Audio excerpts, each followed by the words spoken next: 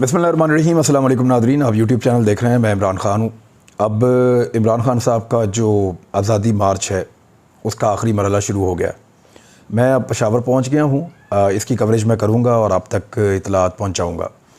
इस्लामाबाद आज के दिन हम सारा दिन रहे और इस्लामाबाद में मैंने इस्लामाबाद हाई कोर्ट के अंदर वहाँ की जो अदालत है इस्लामाबाद हाई कोर्ट, वहाँ पे चीफ़ जस्टिस अतर मिनुल्लाह साहब की अदालत के अंदर मैं पेश हुआ था और मेरे केस को भी जो बाकी सहाफ़ी हैं उनके केस के साथ जोड़ दिया गया। और अब जब बाकी सहाफ़ी आएंगे तो तब मैं भी पेश हो जाऊँगा, क्योंकि FIR बड़े अजीब तरीके से हो रही थी और हम लोग नहीं चाहते थे कि मुझे इस्लामाबाद से भी गिरफ़्तार किया जाए। एक कानूनी चारा जो है वो जिस तरह मियाँ अली अशफाक साहब हैं वो जिस तरह मशवरा दे रहे थे उसके मुताबिक फिर हम चले और इस्लामाबाद से भी हमने अपनी कानूनी कार्रवाई मुकम्मल की है। तो अब कानूनी लिहाज से कोई गिरफ़्तार है सच नहीं कर सकता उन FIRs के अंदर, ख़ास तौर पे जो पहले से दर्ज की गई हैं। अब आ जाएँ, इस्लामाबाद के अंदर एक इंटरव्यू मेरा हुआ और वो बहुत ज़्यादा वायरल हो रहा है। तो मैं आपको बता दूं कि वो कोई सीरियस इंटरव्यू नहीं था। मुतीउल्लाह जान, आपको पता है कि वो छुरियाँ तेज़ करके वहाँ पे मौजूद रहते हैं और जो भी सहाफ़ी या कोई ऐसा आदमी जो उनकी सोच से अलग सोचता है वो उसके ऊपर बड़ा जारहाना किस्म का हमला करते हैं हमेशा और बोलने का मौका भी नहीं देते लोगों को। तो मुझे भी उन्होंने इसी तरह देखकर जो है वो छुरियाँ तेज़ करना शुरू कर दी थी कि एक और बकरा आ गया, इसको ज़िबा कर लेंगे। और लेकिन जब उन्होंने इंटरव्यू शुरू किया तो वो मुझे इतना लगा ही नहीं, वो कोई यानी लोगों ने ऐसी हवा बनाया हुआ था। तो मैंने नॉर्मली एक इंटरव्यू दिया तो वो बहुत वायरल हो गया, लोग उसको बहुत पसंद कर रहे हैं। लेकिन वो एक कॉमिक किस्म का इंटरव्यू था, कुछ चीज़ें उसमें संजीदा थी लेकिन बहुत सारी चीज़ें उसमें वैसे ही थी। अब आपको ज़रा मैं लॉन्ग मार्च के हवाले से बता दूं कि मैं जब पेशावर आ रहा था तो रास्ते में हमने कुछ मनाज़िर देखे। और क्या मनाज़िर देखे, वहीं पे खड़े होकर मैंने थोड़ा सा रिपोर्ट किया था। वो पहले आप क्लिप देख लें जो मैंने रास्ते में देखा और किस तरीके से बंद किया जा रहा है मोटरवे को। कल इमरान ख़ान ने जब जाना है लॉन्ग मार्च को लेकर, उनको रोकने के लिए पुलिस ने क्या बंदोबस्त किया है, ज़रा ये आप देख लें। जी, मैं इस वक्त पेशावर और इस्लामाबाद हाईवे के ऊपर हूँ। ये मोटरवे है और ये हसन अब्दाल वाला बोर्ड लगा हुआ है और यहाँ कंटेनर लगाने पुलिस ने शुरू कर दिए हैं। ये सारे कंटेनर पकड़े हुए हैं मुख्तलिफ कंपनीज के। वो सामने क्रेन खड़ी हुई है, उसके ज़रिए से कंटेनर लगा रहे हैं और रास्ते को बंद कर रहे हैं। आप निकालें गाड़ी जब निकलती है, हम पहले जा रहे हैं। हाँ जी, आओ देखते हैं। ये सारे कंटेनर पुलिस लगा रही है, वो सामने पुलिस की गाड़ियाँ। ये पंजाब की टेरिटरी है और पंजाब का इलाका है जहाँ से इस वक्त मोटरवे को बंद करने का उन्होंने फैसला किया है। उसका एक रीज़न है, यहाँ साइडों से भी नीचे रास्ता काफ़ी है और जब तक ये कंटेनर नहीं उठाए जाएंगे तब तक आप नीचे से भी जो है वो नहीं निकल सकते, कंटेनर ही उठाने पड़ेंगे। बीच में मैं आपको दिखा दूँ एक बहुत बड़ा गैप है और उस गैप को ये इस्तेमाल कर रहे हैं। तो अभी भी लोगों को निकलने में दिक्कत हो रही है। जो लोग इस्लामाबाद से पेशावर की तरफ जा रहे हैं, ये सड़क उधर जा रही है और रास्ते में जो है वो ये गाड़ियाँ निकलना मुश्किल हो गई हैं क्योंकि कंटेनर उन्होंने टेढ़े करके खड़े कर दिए हैं।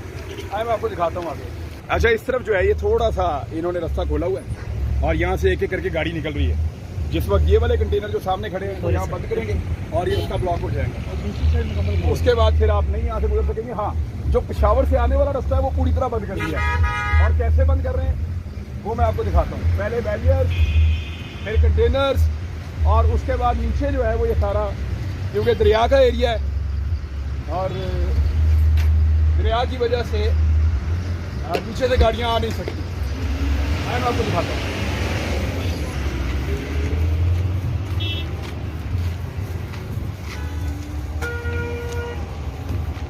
ये देखें, ये ब्रिज है जिसके ऊपर अब मैं पहुंच गया हूँ। ये नीचे दरिया है और ये दरिया से गुजर रहा है मोटरवे के नीचे से। अब यहाँ भी गाड़ी नहीं जा सकती, वहाँ भी तो इस दरिया को इस्तेमाल कर रहे हैं बतौर एक हर्डल के और सड़क को इन कंटेनर के साथ बंद कर रहे हैं। तो आधे आधे कंटेनर खड़े कर दिए हैं, सिर्फ सिंगल एक रोड खोला हुआ है। थोड़ी देर के लिए गाड़ियों की कतारें बहुत लंबी लग गई हैं और थोड़ी देर के बाद मेरी इत्तला के मुताबिक इसको मुकम्मल तौर पे बंद कर देंगे ये लोग।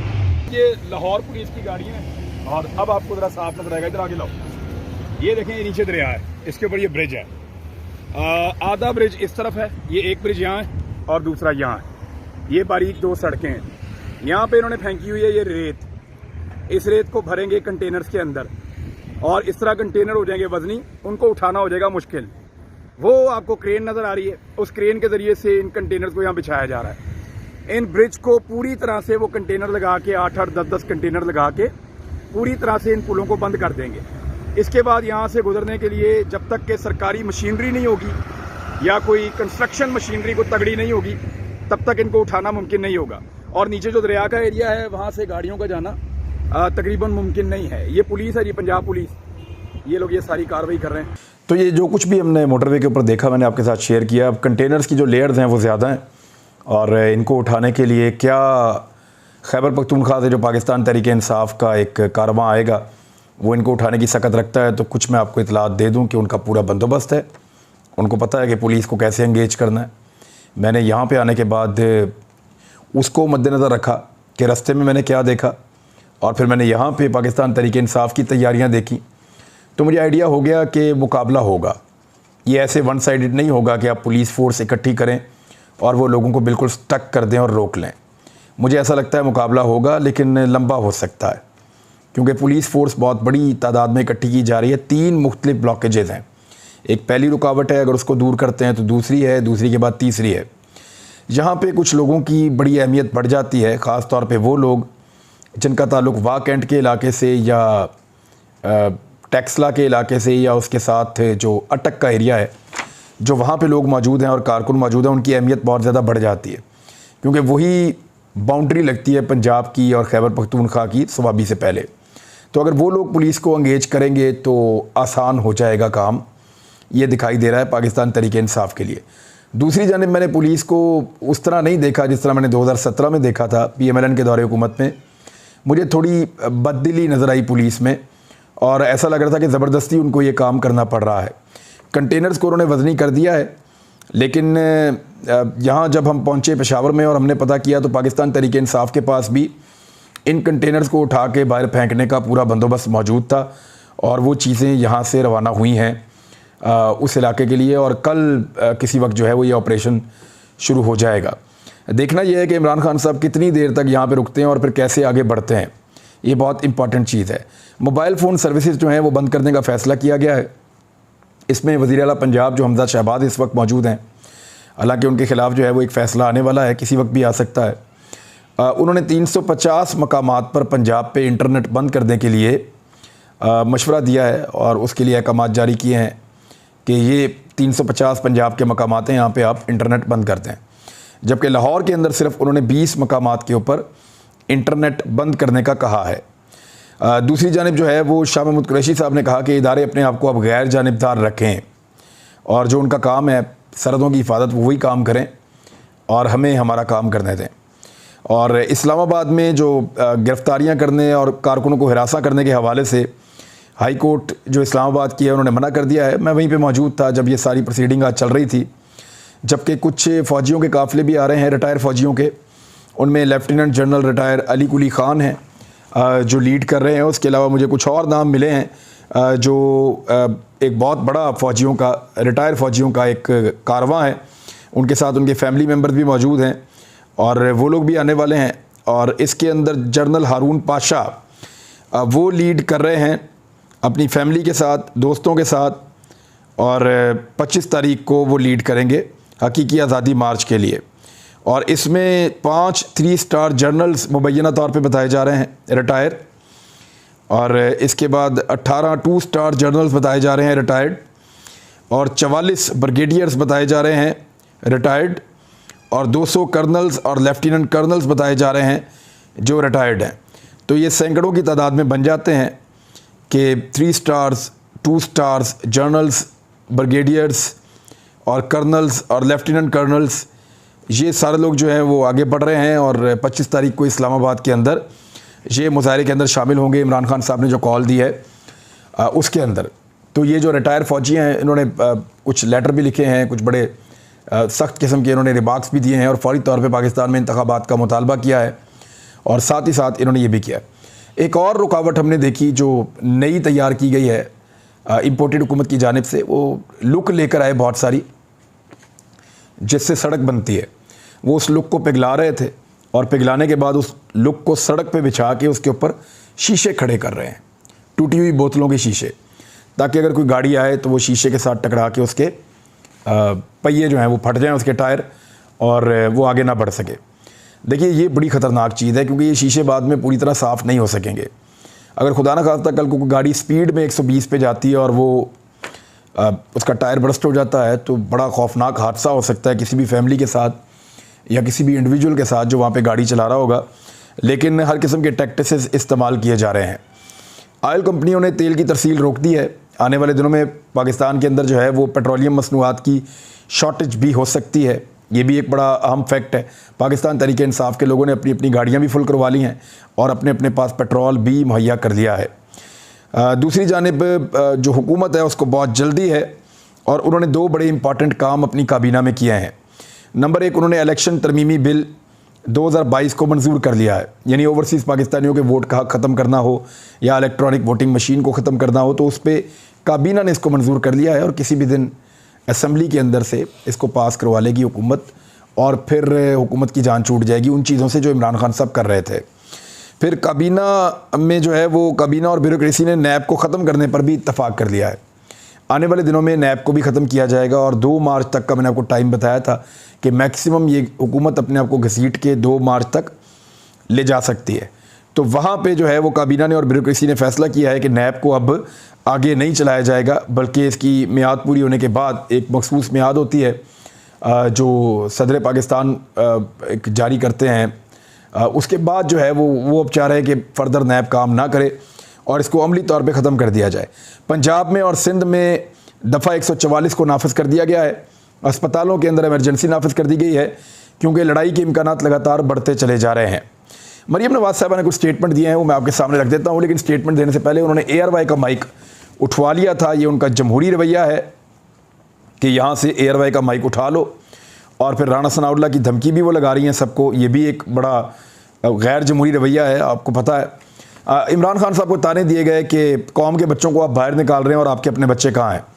तो मुझे याद आ गया कि मियाँ नवाज शरीफ साहब जब निकले लाहौर जाने के लिए कि मुझे क्यों निकाला GT रोड से, तो उसमें मरीम नवाज साहबा ने स्टेटमेंट दिया था कि बाप का हुक्म था तो उनके हुक्म के आगे सर झुकाया और एक खसूसी तैयारे के अंदर बैठ के मैं अपने बच्चों समेत रायवंड पहुंच चुकी हूं। तो फिर नवाज शरीफ भी तो अपने बच्चों को नहीं लेकर आया।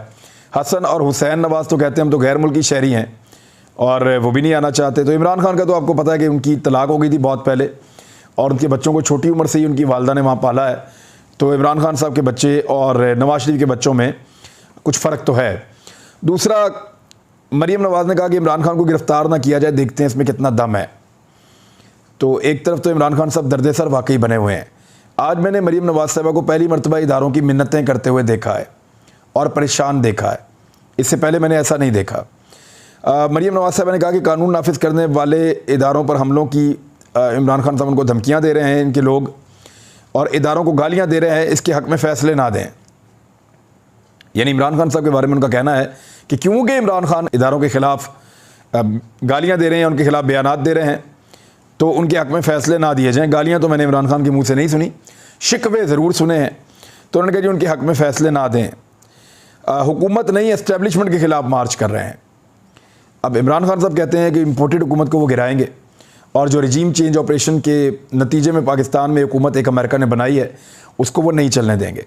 जबकि मरीम नवाज़ कह रही हैं कि नहीं, इनकी हमारे साथ लड़ाई नहीं है, इनकी लड़ाई एस्टेब्लिशमेंट के साथ है और ये एस्टेब्लिशमेंट के ख़िलाफ़ मार्च कर रहे हैं। मरीम नवाज़ ये चाहती हैं कि फ़ौज की और इमरान खान की लड़ाई हो और फ़ौज जो है वो PMLN के हिस्से की लड़ाई लड़े पाकिस्तान तहरीक इंसाफ के ख़िलाफ़। अदालतों को उकसाने की कोशिश करते हुए मरीम नवाज़ ने कहा कि पहले कहा कि 12 बजे अदालतें खुल गई, उसके ऊपर अदालतों के ख़िलाफ़ मुहिम चलाई और उसके बाद जो है वो जब शहबाज शरीफ के ख़िलाफ़ आज खुद नोटिस हुआ, जब शहबाज शरीफ धड़ाधड़ ट्रांसफ़र पोस्टिंग कर रहे थे, नैब को FIA को सबको तबाह कर रहे थे, प्रोसिक्यूशन को तबाह कर रहे थे, केसेस को बर्बाद कर रहे थे, तो जब अदालत ने नोटिस लिया तो उसके बाद अदालतों की तारीफ़ें करता हुआ नहीं थकता। अब ये मरीम नवाज़ साहबा एक्चुअली प्रॉब्लम ये था इनका कि जो मेन काम करना था अपने केसेस से जान छुड़ानी थी और उसका सबसे आसान तरीका ये था कि अपने बंदे लगा दें। सबसे आसान तरीका ये था कि केसेस को तबाह कर दें, जो बंदा उनको देख रहा है उसको वहाँ से हटाएं। तो उस पर अदालत ने नोटिस लिया था और उस पर मरीम नवाज़ साहबा को गुस्सा। उन्होंने कहा जी कि जो शख्स इदारों को गालियाँ दे रहा है उसके हक़ में फ़ैसले ना दें। अदालत को उन्होंने कहा सोशल मीडिया और मीडिया को ना देखें, कौम का मुस्तकबिल देख कर फ़ैसला करें। तो ये मरीम नवाज़ की मैंने ये कमज़ोरी आज देखी कि वही इदारे जिनके ऊपर वो पहले चढ़ाई करके रखती थी, आज मैंने देखा कि वो आज अदलिया को भी मिन्नत कर रही हैं और इस्टेब्लिशमेंट को भी मिन्नत कर रही हैं कि इमरान खान को रोक लो, क्योंकि मुझे नहीं लगता कि इमरान खान इनसे रुकेगा। इनको इमरान खान को अगर ये इन कंटेनर्स के पीछे एक हफ़्ता भी रोकेंगे ना, तो जब उसको मौका मिलेगा वो क्रॉस करेगा और इस्लामाबाद पहुंच जाएगा। मैंने यहाँ पे ये मोमेंटम पेशावर में आकर देखा है। अगले वीलॉग में बहुत इंपॉर्टेंट चीज़ें बताने जा रहा हूँ। तब तक के लिए अपना ख्याल रखिएगा। अल्लाह हाफ़िज़।